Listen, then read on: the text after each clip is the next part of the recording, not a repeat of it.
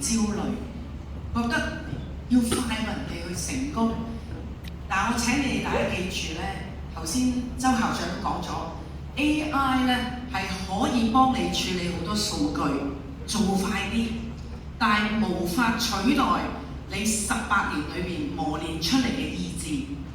更加冇辦法取代你喺服務社會嘅熱誠。所以大家記住，各位畢業生，18歲嘅你哋咧，而家擁有人生最紮實嘅第一個18歲，18年。當未來如果你哋遇到挫折嘅時候，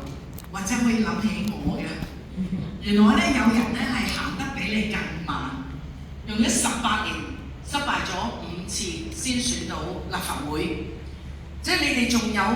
無數個18年去編織你嘅夢想。所以大家唔需要害怕走得慢，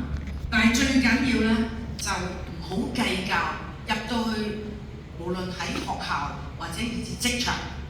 都不要停步。只要你俾心機，默默耕耘咧，去累積你嘅成績，時間一定會俾你。